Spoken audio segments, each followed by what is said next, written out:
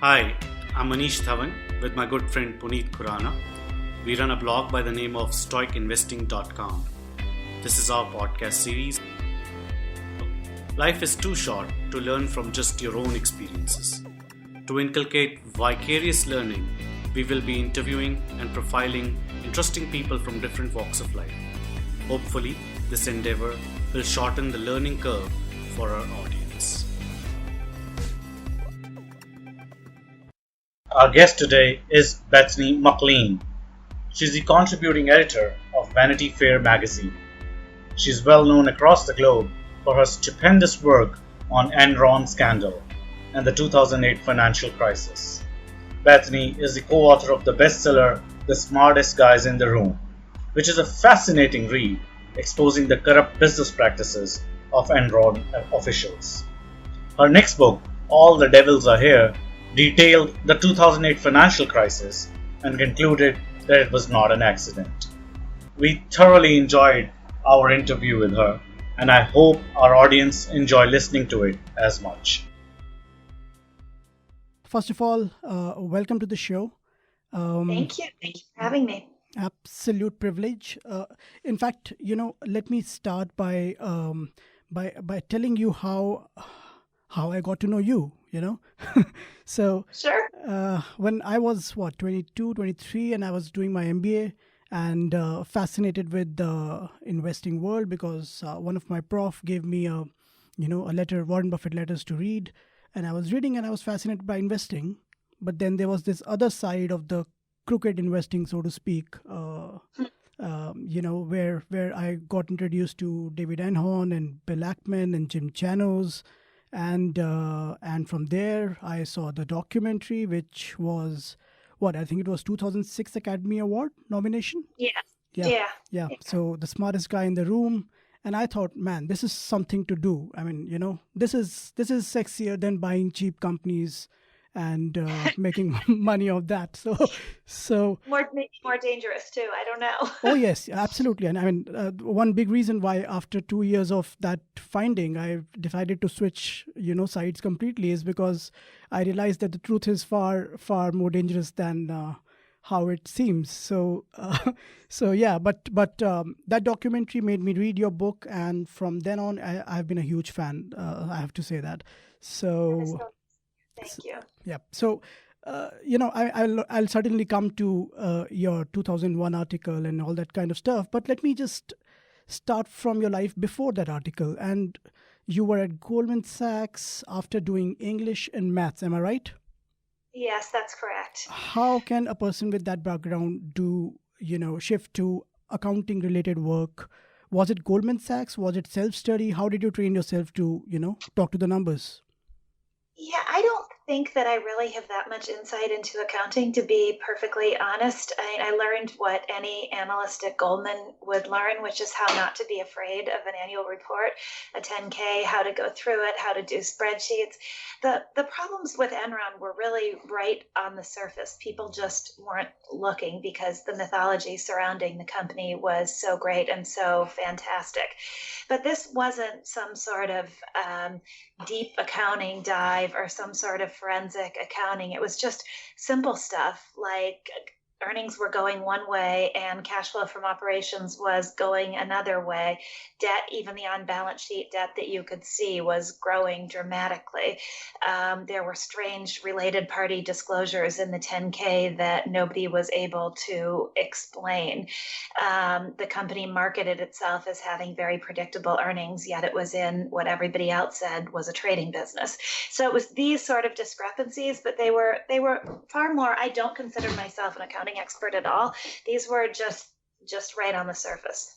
Okay, so let me just, so that 2001 was the year when you wrote, Is Enron Overpriced? And I read that article, and it was primarily a primer on how impenetrable the whole thing is rather than saying that it's a fraud. I don't think you said explicitly that Enron is fraud, right? Never. I've always felt that I gotten away too much credit for that story because it didn't even occur to me at that time that Enron was a fraud, to be honest. It wouldn't have occurred to me. I was way too naive. Okay. So at that point in time when you were writing that article, hundreds of doubt would have creeped in your mind because, as you said, you are not an accounting major or person, and you were writing for Fortune for 5 years then, if I'm not wrong? Yeah, no, not very much. I've been working for Fortune for about 5 years. So I guess I had already learned. I started at Fortune as a fact checker, and I think it's also a good thing about having been a math major is that you have not a reliance, but a sort of respect for the facts, right? And so as I was closing that story, working on it and closing it and getting incredibly nervous about how counterintuitive it was at the time, or how against how contrarian it was rather than counterintuitive. Contrarian is a much better word. The numbers were what they were, right? I mean, there were these things in the financial statements that didn't make sense. And when you asked people who were big believers in the company, they didn't have good answers. And so I always go back to those foundational things when I'm working on a piece. Well, it is this, and there does not seem to be any good explanation for this. Now, the sort of fear is that you just haven't found the person who can explain it, right? And so that's what always makes me nervous, is that I'm missing. I didn't talk to the one person who had the answer, and that's part of journalism. You always have that fear that you're somehow just missing it. True. So, before I ask my next question, let me just first of all get Manish also in the picture, and he's the co-host with me, and he's also a big fan. And, he's more interested in the psychology of people. So I think he's going to ask so many psychological questions. Am I right, Manish? Right, Puneet. Bethany, welcome to the show. Just like Puneet, I'm a huge fan of yours. I think what you do requires a lot of courage, and you inspire a lot of people. That's very nice of you to say. Thank you. Right. Bethany, I wanted to ask, before we get into the psychological part of it, just initially when you started off, in one of your interviews, you said you were doing fine in your career with Goldman Sachs, and then actually changed your career midway, taking a huge risk and a big pay cut as well, moving into journalism. Now there's this undercurrent I see in almost all people who have achieved anything in life. They do what they like doing. So my question is, how difficult a move was this for you, and what went on in your mind back then? Yes, well, I'm not sure it would be fair to say I was doing fine in my career at Goldman. At that time, Goldman had a training program for people right out of college where you did a 2-year analyst program, and sometimes you could stay for a 3rd year, and that's what I did. But I didn't suit Goldman. I don't think. I'm not sure. Had it been my supreme goal in life to have had a long-term career there, I don't think that would have worked out for me. I ended up there not because I knew anything about investment banking, but because I was a math major, and it was a relatively straightforward step out after college, and I didn't know what else I wanted to do. But it's not as if I was deeply committed to a career at Goldman. They were telling me that I was the best thing since sliced bread, and how could you ever leave? It was more a stopping point for me, and I didn't frankly think the fit was all that great. So it wasn't as if I was going to stay there anyway. It would be a lot braver of a move if I had been a superstar there, and they had begged me to stay, and I had said no, I want to go be a journalist. So I just want to be clear, it wasn't really that. But I do think there is a degree of self-recognition in saying, no, I'm not going to go to business school. This doesn't suit me. I realized, and it's funny, when I was at Goldman, I don't like working for other people, but I also don't like having people work for me. I like being independent and being able to make my own observations and judgments about things. And in that way, being a journalist, and particularly an investigative magazine journalist, suits me very well.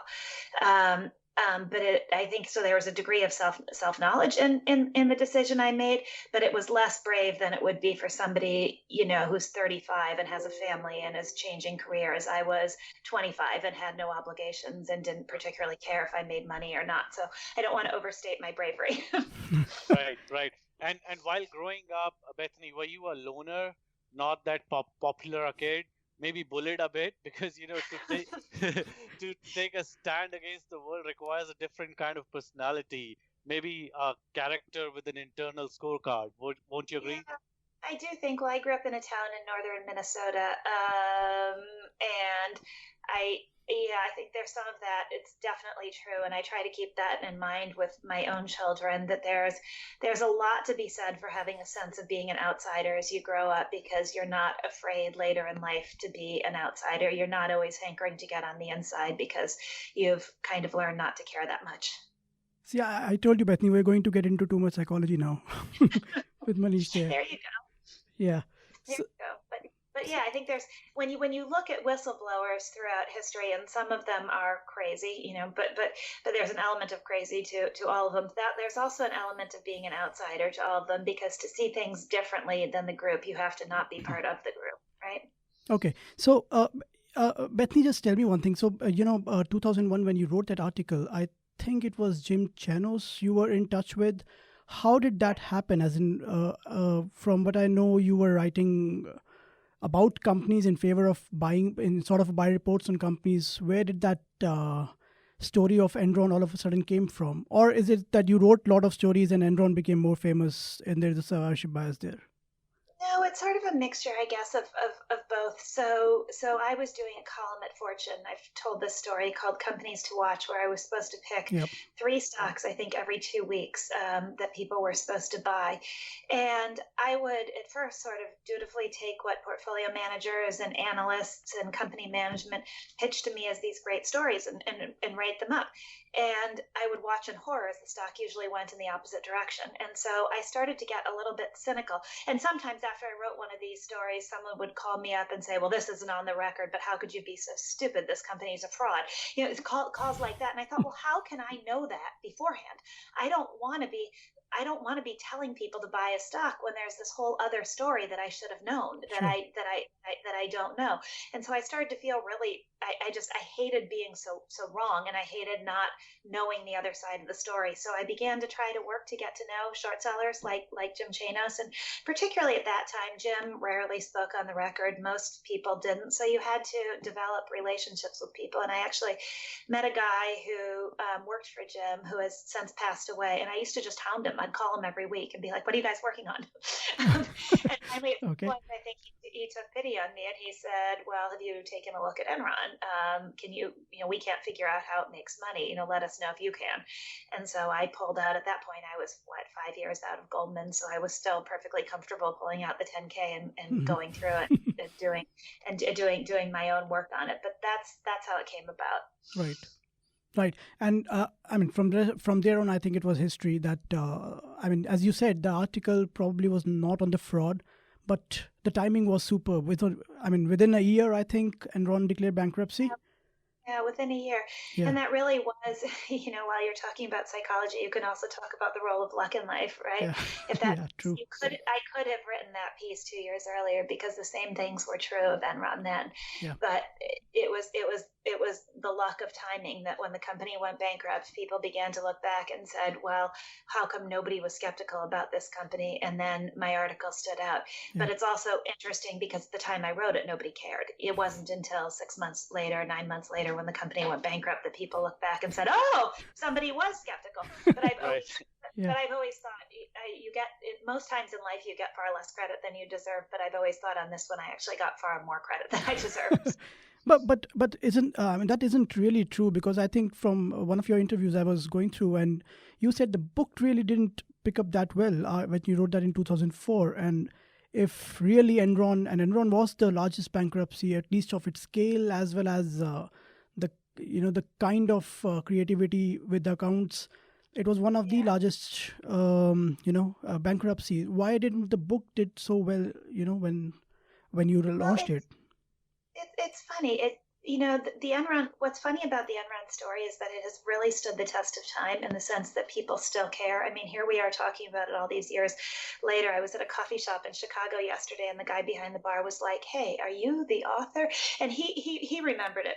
I mean, I think it will always be a seminal story because it was such a crack in our collective confidence. Right. Up until that time, that had been a while since a major American company had gone bankrupt, and the degree of complicity from Wall Street, from the accountants, it was like this shattering of naivete in some ways on all of our part. And the Enron story really became a part of our culture. But at the time I wrote the story, nobody really cared. Even when the book came out by 2004, everybody was sort of sick of the doom and gloom of corporate wrongdoing. And so I don't think did the book make the New York Times bestseller list? I'm not sure it did. It was not like this smash hit, but what it has done is continued to sell really well over time. And I'm pretty sure it has been increasing. I mean, yeah, no, it has. So yeah. it's a funny thing. It's a book that a lot of people know, and it's done very well over time. But it wasn't this smash hit at the moment it was released. Right. And let me just ask you directly. I mean, there is no way of asking this. Wasn't there an element of and since you are a financial journalist, and financial journalism comes with huge amount of risk, have you ever considered not doing that? I know you have been continuing with it, but does that thought cross your mind? And have you had some bad experiences in that in this area? You mean not being a journalist? Being, well, let's say a cage rattler, so to speak. No. Well, I think the form of intimidation that financial journalism usually takes, not always, is just the embarrassment of being wrong and of people not talking to you and humiliating you and perhaps suing you and complaining to your editor.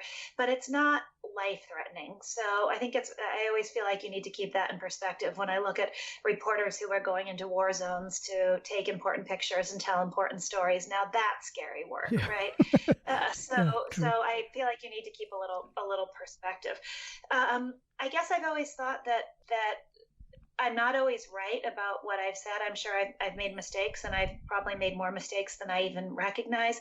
But the only thing you can do is be true to what you've learned and what you think when you write a story. Because if you start not being true to that, then you're lost, right? So you have to just be as true as you can to what it is you've come to think in the process of reporting a story. Hopefully not colored by any preconceptions going in. Hopefully just colored by what you've learned as you've reported the story. But if you ever stop doing that, then you should not be a journalist anymore, right? That doesn't guarantee, as I've said, that doesn't guarantee that I always get it right. Far from it, because journalism is a game of trying to get to 75% knowledge, and in some cases you don't even get there, and in some cases the last 25% would have changed your perspective. But it is a game of doing the best work you can and being as true to what you think as you can be. Right. Bethany, the psychological aspect of the Enron fraud is a fascinating learning for all the students. It is a perfect example of authority bias. Nobody has the courage to call spade a spade. Nobody dares say that emperor has no clothes on.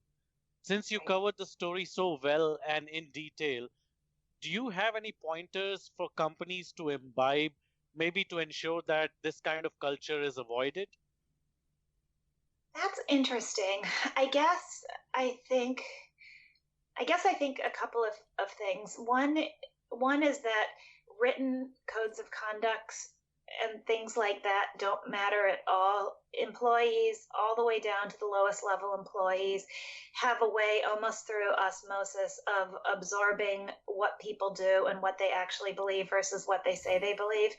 And so if a company talks all the time about how grand its ethics are and how kind its culture is and how we do the right thing like Enron did, but that's not the way the place actually operates, the written words almost make matters worse. So I guess I would say that the code of conduct has to be, I think companies spend a lot of time and a lot of money on writing these very highfalutin codes of conduct that don't reflect reality, and they don't matter at all. So come up with a code of conduct that reflects reality. If you are a super hard charging culture, then make it about that. At least be honest about it. I guess another thing that I think about that's very sort of in vogue today for executives to say they like to be challenged. I'm sure you guys have heard that from many people. But it's not true. Nobody likes to be challenged. And the more senior somebody has gotten, the less they actually really like to be challenged. And so there's also often this gap between people saying they like to be challenged and the culture they really put in place. And I would say you have to put in place a culture where you really are challenged. As the top executives, you really are challenged by people, even though you're not going to like it. And you have to set it up to make that happen, even though you don't like it. But if you pretend that you're this open person who loves being challenged, you're probably going to end up with a culture that doesn't reflect real challenge, because it's not fun. I mean, even me in my meager little role, when somebody contradicts me or doesn't agree with what I'm saying, I don't like it. Nobody does. And so whenever I hear this, very senior executives say, I just love to be challenged, I think bullshit. Right. True. But going back to that Enron event, and later on you said that it requires 75% and 25% can change your mind. Nowadays, do you think that 25% even comes up because the fast-paced journalism, which it is nowadays? I think at that time when you were writing, you had a lot of time to work on things, but now you don't get time to do that. No, probably not. And you're right. I think that's a big loss. I don't want to believe it's permanent. I think there are a lot of people still doing really good, long-form, thoughtful work. And I want to believe the world is going to shake out such that we do have this immediate sort of newsy driven thing, and then these longer, more reflective pieces that I don't know if I could predict where journalism was going and what the business model was going to be. That would be nice. But has your style changed because of that? No, so I've been lucky. I still write mainly I've stuck with being a print journalist in a world where that's probably not the most in vogue thing, but as I write mainly for Vanity Fair, and I do a little work for Fortune, and those are places where you can still think a lot before a piece is published. So I don't think my style has changed, but that's really luck. I'm 46 and I don't need to be in the thick of things anymore. Right. Sure. Right. If I were still worried about where my career was going to be in 10 years, I would probably have switched places and be at some sort of place where speed was a lot more valued. So then I'd be in a different situation. Can I just build a question over that?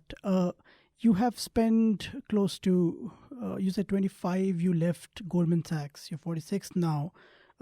That's quite a long career trying to find out what is wrong with the system, to go against the system.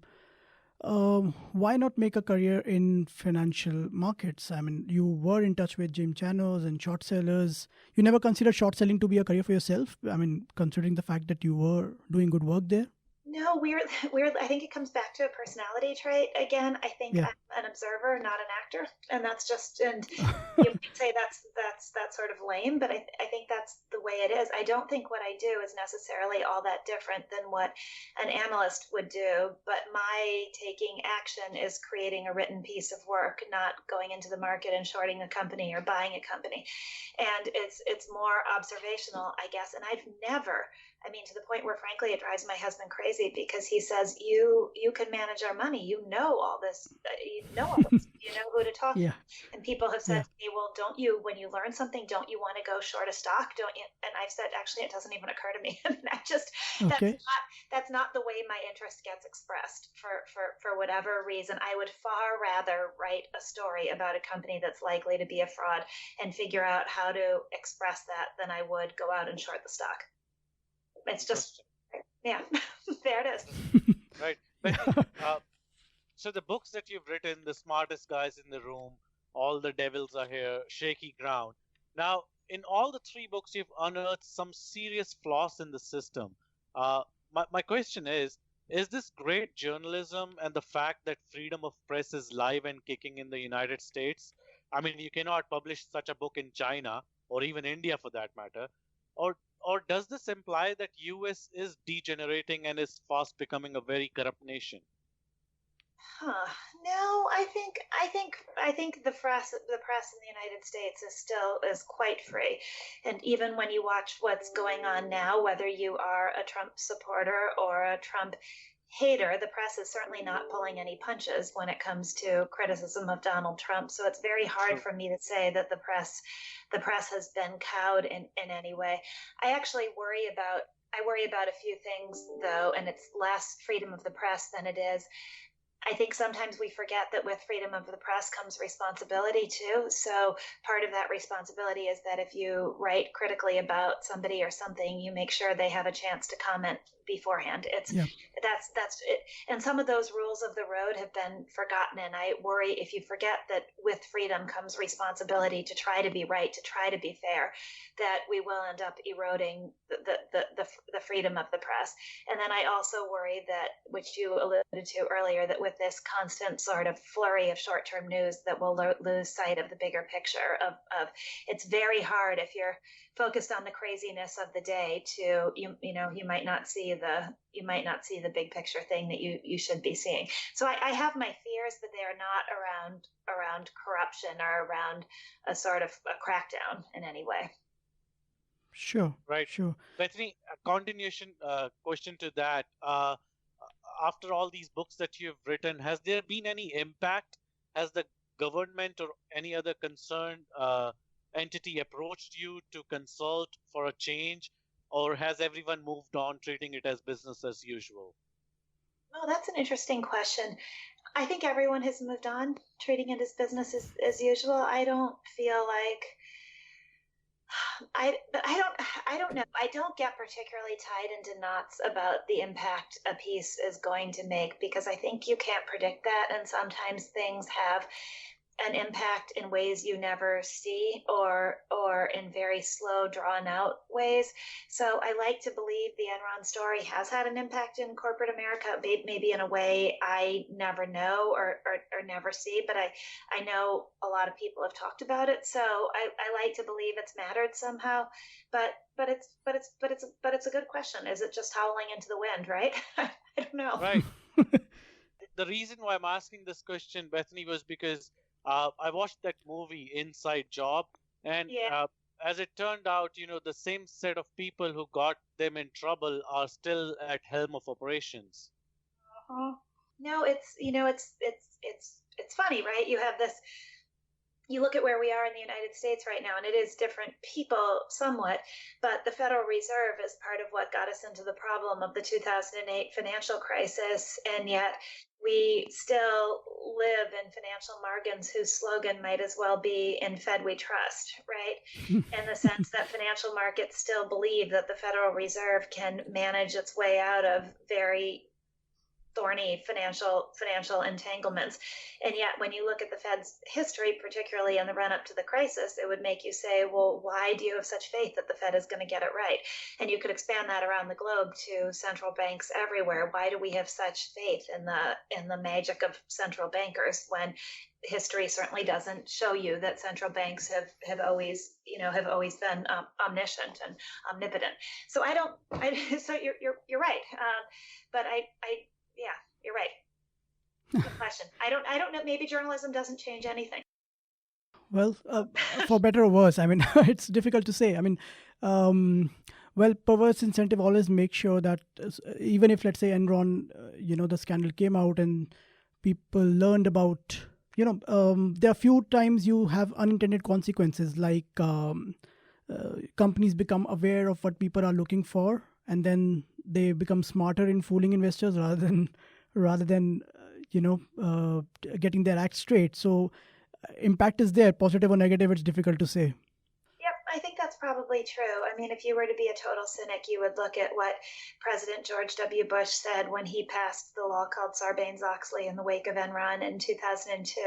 And then you'd fast forward 8 years to President Barack Obama signing the Dodd-Frank law in the same place in the Rose Garden.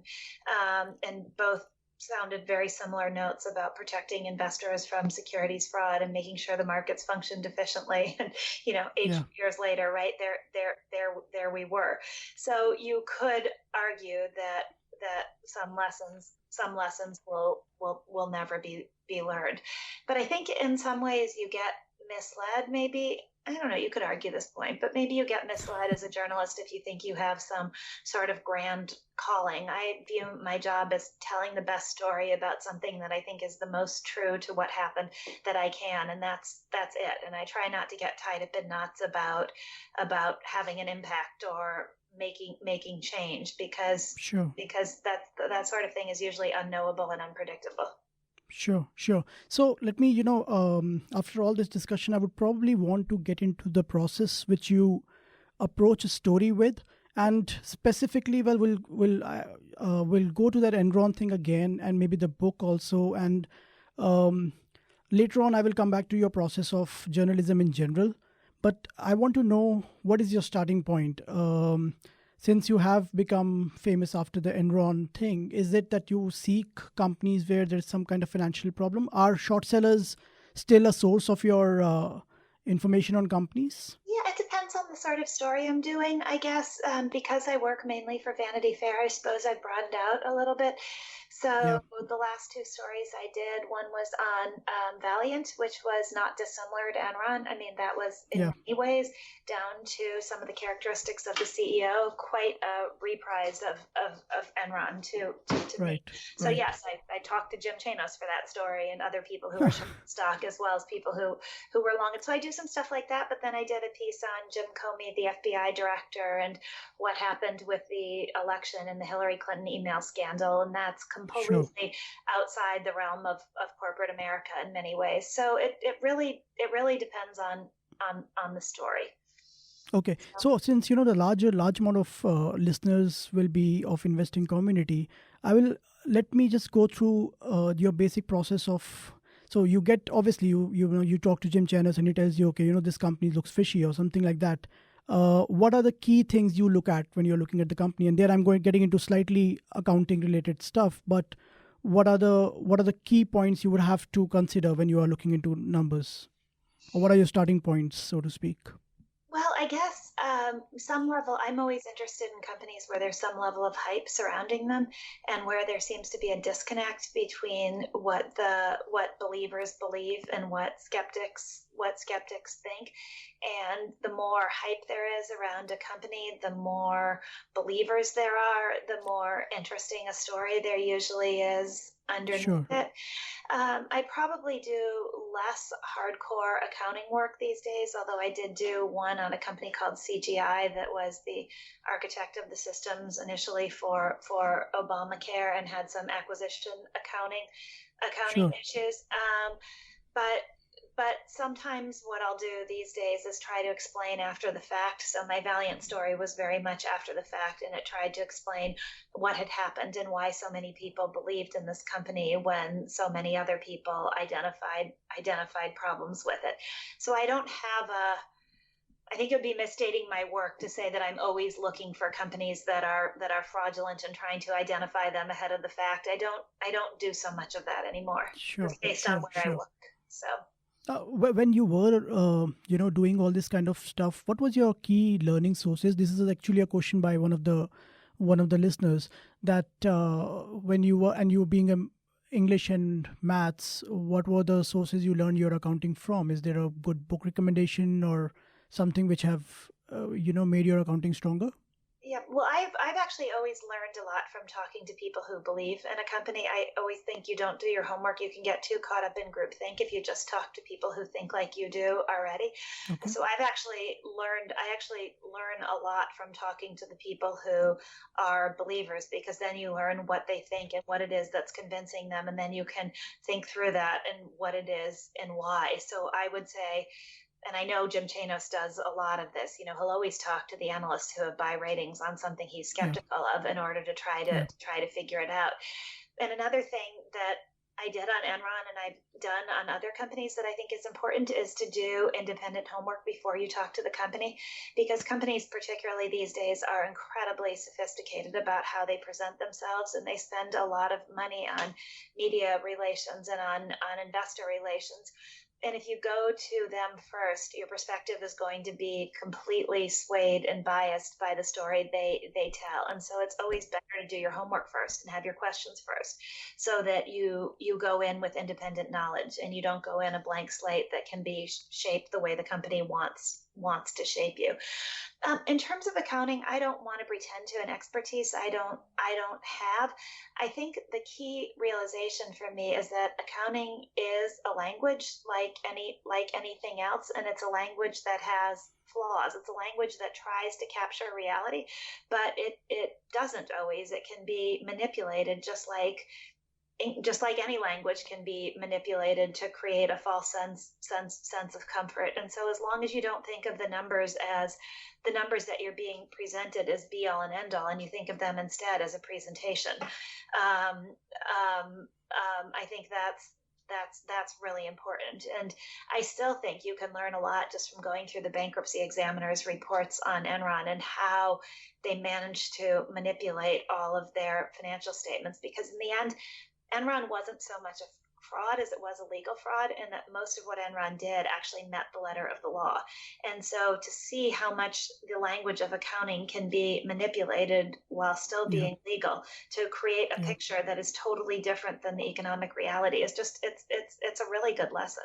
It's a really good. True. And then I'm trying to remember the name of this book. I could look it up, but there's a guy named Howard Shillett who an accounting expert, and he wrote a book. Well, that's a legendary book. So I mean, in fact, today and yesterday I was revising that book, and Enron fits almost every accounting gimmick which he has mentioned in the book, and he has probably given the example of Enron in almost every case. So yeah, I can imagine how amazing the creativity was at Enron when it comes to numbers. Sure. I like that book. But I think the most important thing is just to remember that accounting is it's a presentation of reality, right? And it's not reality itself. And then to try to once you know that, then you take the numbers less literally in some ways. Sure. Right. Great. Bethany, one last question from my side.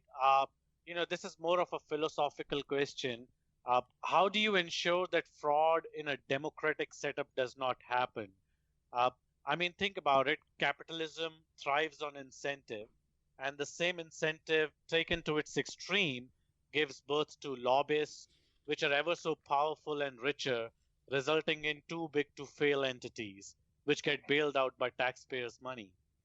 Well, I think that's a really good question and a very key one for our society here, right at this moment. In the end, I think fraud is always going to happen in capitalism, and the line sometimes between a successful entrepreneur and a failure and a fraudster who ends up in jail is just success or failure. When you look back, one of the fascinating books I read is, and I'm blanking on the name of it, but the book on Elon Musk by Ashley Vance, which listeners will know. And the first half of the book is really just excellent. And one part of the story is how close or even over the line Musk was in engaging in what could have been securities fraud had he failed, but it's worked until now, and so he's regarded as a huge success. And these these aggressive moves is just kind of part of the Elon Musk legend. And I think, well, what's the difference between that and a Jeff Skilling, except that it worked, or it's worked so far? But I worry a lot about, and I think what you're getting at with your notion of lobbyists, I worry a lot about total corruption of capitalism, of crony capitalism, where companies that should fail instead succeed or are kept alive, and companies that should succeed don't get a chance. And I worry a lot that that's the system we're heading into. Where the big are getting bigger and more powerful, not just through their financial success, but through their clout with the government. And that's problematic if we are headed in that direction. And I don't know what we do. According to you, what can be the balancing act there? So, for example, in the financial markets, we have the short sellers to do the balancing when it comes to fraudulent companies doing good. How and what can be the balancing act in the capitalistic society, so to speak? I'm not not sure of the answer to that. You had a balancing act of failure, right, in the Yeah. past. It is one key difference between Enron and the financial crisis, which is that Enron failed. It went bankrupt. They tried to have the government step in and rescue them, but despite the fact that Enron executives, Ken Lay in particular, were close to George W. Bush, he didn't lift a finger to help them. The company failed. That's the way it's supposed to work. In the financial crisis, instead, you had companies being rescued. And I find it the same hypocrisy that was in Enron, which is the companies who said, well, we live and die by the market and we believe in the market and our executives make so much money because that's what the market says they should make. But then when the market said, you're going to fail, they said, oh, no, the market's wrong. No, the market's wrong. The government needs to step in and fix this. And that's just a crazy kind of hypocrisy, right? And look, it might have been the right answer for the system that they had to be saved because the consequences for the rest of us might have been horrible, but there's still something wrong with the capitalist system when that's the outcome, because that ultimately is a healthy system that washes out companies that have become overextended, that have problematic business models. And when that can't happen anymore, we're in a whole new phase of the game. And I don't know that we've seen all the implications of that yet. And to be honest, I don't know how to fix it. Sure. Just tell me one thing. Do you also, by any chance, cover either politics or economy or anything beyond the U.S. Beyond U.S. economies or so global economies? Sir? I don't really that much, and that's not because it's not because I lack interest in it. It's just, as a long form magazine writer, I don't so much have an area of coverage as I do. I'm a story person. So Sure. when a story comes along for some reason or another because somebody calls me and says, here's some insight into this situation, and I say, oh, wow, then I learn, right? But Sure. the idea almost comes before the expertise, if that makes sense. So unlike a beat reporter who would have an area of expertise and then cover things in that beat, I more try to develop expertise when I get interested in something. Sure. And do you, by any chance, also cover some smaller companies, or you always, So majority of your books, majority of your stories have been on Microsoft or Freddie and Fannie and Enron. And does a part of your job also covering small companies going through some troubles or financial frauds? Well, not really, and it could be. I write a column for Yahoo Finance. That's an occasional column. It's less regular than it probably should or could be. But if somebody came to me with if somebody pointed out a company that was really interesting, that I would probably write about it. But again, I'm opportunistic in that way. So it's not that it's not part of my job to write about that. I would have to decide I was interested and then proactively go out and write about it. Does that make sense? Yeah, absolutely. In fact, I just, I kept this question for the very end so that I don't want to, bring this emotional angle into the picture. But in one of your interviews, you said that Freddie and Fannie, after writing on Freddie and Fannie, you are very scared in one way, and you think you have covered Enron and you have seen it all, but Freddie and Fannie is an all different ball game altogether. I just want to, and I have read your interviews, but I just still want you to say exactly why do you say that thing? What makes you so scared about it? Well, because they are so big and so important to so many people in this country, and there's just this belief in the status quo. The two companies still sit in conservatorship almost a decade after the financial crisis, and it feels like it's workable. And so it's one of those, some of the scariest things in life are the things that feel workable in the moment, and so they distract you and you don't pay attention to them until they blow up and it's apparent it's unworkable. And to me, the current structure of Fannie and Freddie is not workable, and I can't believe we're still sitting here a decade after the financial crisis, and nobody in Washington is interested enough in doing the hard work to set up a housing finance structure that will make sense for the future. And it's also a depressing story because the arguments are so grounded in ideology rather than practicality that it scares you about people's ability to make decisions based on anything other than sort of pre-existing ideology. So I find it overall just a frightening situation. And these two companies still are responsible for the majority of mortgages in the United States. And a functioning mortgage market is one of the things that you can't have a functioning economy if you don't have a functioning mortgage market. Everything from people can't move. In a country like the United States, where mobility has always been important, if you don't have a functioning mortgage market, you've got and that too, when I think it is 20% of the market, right? 20% of the economy. 20% of GDP. So it's this huge looming problem that no one seems inclined to tackle, and it's a $5 trillion problem. I mean, this is not small. It scares me a lot. Sure. There's one question which I think you might have to take a bit of time, or you might immediately reject it. But nonetheless, let me ask you: if, let's say, tomorrow I come to you, or somebody else comes to you from a university, let's say a Harvard or a good university, and they ask you to develop a course which you would probably want all the students to know and take seriously, what are the 5-6 things you're going to be absolutely sure to include in that particular course? And that course could be on accounting, finance, whatever you wish.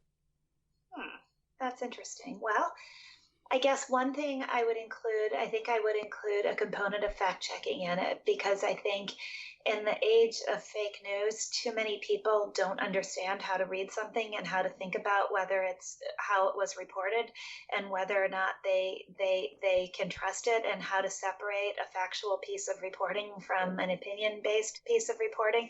And I think working as a fact checker is really instructive in that way, because you see something written in black and white print and it looks very authoritative, and then you try to check it and realize it's all wrong. So I think everybody should work as a fact checker, for at least have an experience of checking facts on something that really appears to be very convincing. I guess that's one thing I would include. I think I would include insight into psychology. One of my key lessons in working on Enron was I really thought when I started working on it that it was bad people knowingly doing bad things. And that's really just not the story at all.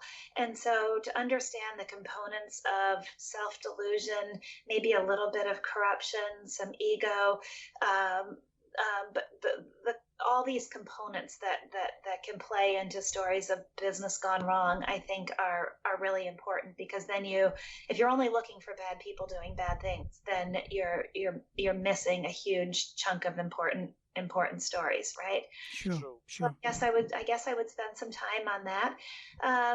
I would probably spend some time on learning to write clearly. I think you can't think clearly if you can't write clearly, and you can't write clearly if you can't think clearly, and it's an iterative process. And only in my initial drafts of trying to write do I realize that my thinking isn't clear yet, and then by trying to write, that makes my thinking clear. And so I think there's a very important iteration between that. And if people expect writing to be easy and fun, then they miss that very key iteration with clear thinking. So I suppose I would try to teach some of that. I would teach people not to be afraid of numbers. A lot of people are afraid of numbers. They're not actually, they can get very complicated, but most of what you need to do with numbers is not that complicated at all. So it just means not being afraid of it. I don't know. How's that? Is it because you are from mathematics background you're saying that, or you have seen people not from mathematics background and doing that thing? Well, I hear a lot of people say that numbers are just too complicated. And I think if you approach them with the idea that they're complicated, then they are complicated. If you approach them with the idea of it's not that complicated, and I'm going to figure it out, and this is not rocket science, which most finance is not rocket science. I mean, some is. Some gets extraordinarily complicated, but most of what you need to know to read a 10K is not super complicated, right? So I suppose I would want people not to be afraid of numbers. Great. So, I will just delve a bit into the 4 points you just said. Okay. And it's more learning for me, because I love to write simultaneously, when I'm doing my work on companies or for that matter, anything. What are your, let's say, mantras for writing as well as fact checking? So these two things I would want to hop on.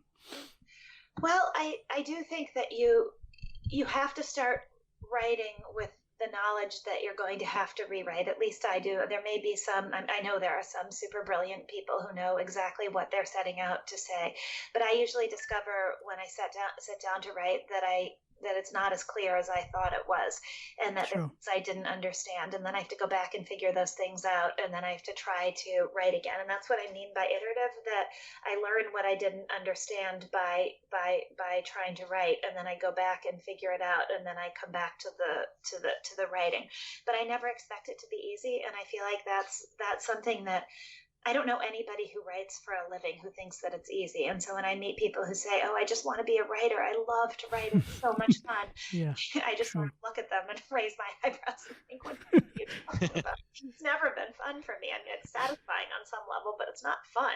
It's fun in the way that going for a long run is fun. It's what's work. But I think if you expect that to be part of the process, and if you I always am trying to aim for clarity, so that something is clear, and I don't always get there, but that's what I'm trying to aim for. Sure. And fact checking, one thing is pretty clear, that you have to stick to the main sources. So, for example, 10Ks and 10Qs. Right. What are the key lessons you would want to give? Well, facts are really slippery, so I guess that's something else I would say. You expect them to be very clear, but they are very slippery, and it is amazing in the process of writing how often you will twist the facts to create a narrative that is more convenient in the moment. And I always think of it as kind of this process where, to tell a story, you actually have to let go of the facts a little bit and create the narrative, but then you have to come back when you're done and check the facts and fix the narrative where it doesn't work, because those aren't the facts. So, but it's a very complicated dance, I think. Well, I couldn't agree more. So, great, Bethany. That's it from my side, and probably I will be looking for that kind of a course once it is developed. But maybe in the next decade, we'll see. Yeah. Thank you so much, Bethany. Manish, any questions? Thank you, Bethany. Can you recommend some names that we should profile on a podcast? Oh, who's interesting? He does a podcast here, but Barry Riddles, he does his own podcast, but it'd be interesting. Oh, yes, the big picture. Yeah, it'd be interesting to have him be part of a podcast and talk to him about what he's trying to get out of people. I think that would be fun. You guys have probably done Jim Grant or tried to do Jim Grant. He's just been around forever and seen everything. So I think he would be such a fascinating podcast. He's such an erudite, thoughtful person, that he would be really interesting.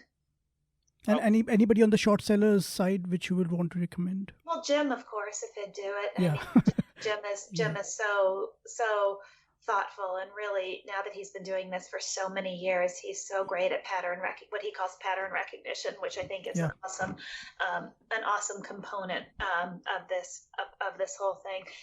Mark Cahotis, Bloomberg just did a big profile of him, and there were some things I disagreed with about the profile, but he's a super interesting guy who's also been around for a long time on the short side. He's running a chicken farm now, but he's that's interesting. But Mark's fascinating. He'd be a really interesting person to have on. Great. Thank you so much, Bethany. It was amazing talking to you. Thank you. And interest. Pleasure. Bethany, it was fascinating conversation. Thank you for your time. Thanks, guys. Bye. Thank you. Bye-bye.